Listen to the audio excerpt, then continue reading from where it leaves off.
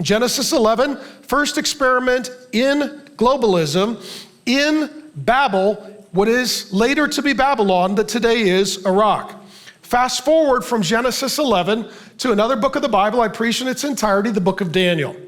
Go to realfaith.com, the whole sermon series is there, full study guide is there. In the same place, 1,500 years later, there's a ruler named Nebuchadnezzar. He's trying to be the Antichrist and the leader of globalism. Here's what we read in Daniel chapter 4, verse 1. King Nebuchadnezzar, he has this decree to all peoples, all nations. He thinks he's Jesus commanding the nations and languages that dwell on the earth, peace be multiplied to you. So this man, Nebuchadnezzar, he's an example or a type of an Antichrist and the man of lawlessness. In addition, back in Genesis 11, they made a high tower. He makes another high tower that looks just like him. He's got a very high self-esteem.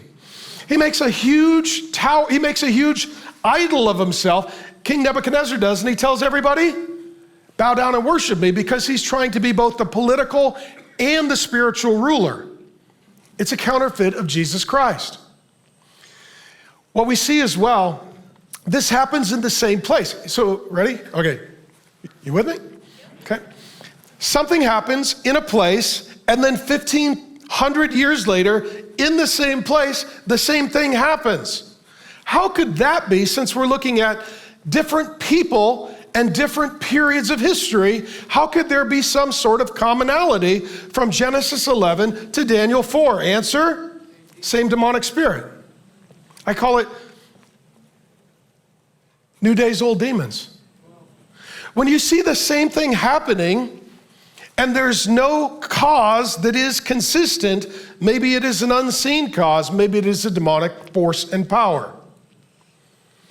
That being said, if you go from Genesis 11, Babylon, Daniel, Babylon, continue forward, the Bible has a lot to say about the demonic spirit of Babylon. Let me say this. The demonic spirit of Babylon is a political spirit that from Genesis to Revelation works in and through government and political leaders. This is why it is so powerful a force. So in the book of Revelation, it says repeatedly that in the end, there's going to be the rise of Babylon. There are multiple scriptures. I've got it in the Vote Like Jesus book. Let me give you two from the book of Revelation. So we go from Genesis, the book of beginnings, to Revelation, the book of endings. Revelation 16:19, the great city was split into three parts, and the cities of the nations fell, and God remembered Babylon, the great, to make her drain the cup of the wine of the fury of his wrath. God comes back to declare war on the demonic governmental spirit of Babylon. That's what Jesus does. This is the last days in the end times.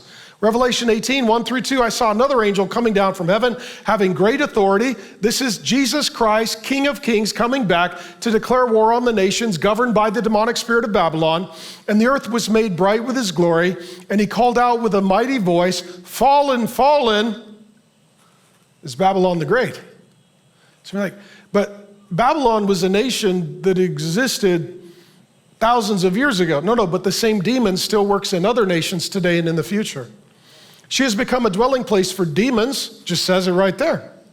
A haunt for every unclean spirit, a haunt for every unclean bird, a haunt for every unclean and detestable beast. You know, just think about it, just verbal process for a minute. We're living in a day when those who are in the political space are starting to wonder if there are demonic forces at work. We don't put this on the internet, so I'll just be, really honest. When Tucker Carlson and Joe Rogan and Russell Brand are like, I think there's demons, it's pretty obvious. It's pretty obvious. They're trying to wonder what forces are at work behind the scenes that are causing this. It's the political, demonic, last days, end time spirit of Babylon. How do you know that the demonic spirit of Babylon is rising up and could even indicate that we're approaching or near or at the last days? Because in the end, the spirit of Babylon rises up and that causes Jesus to come down. Thanks for joining me. My name is Pastor Mark. I've been teaching the Bible for more than 3 decades and head on constant collisions with woke culture.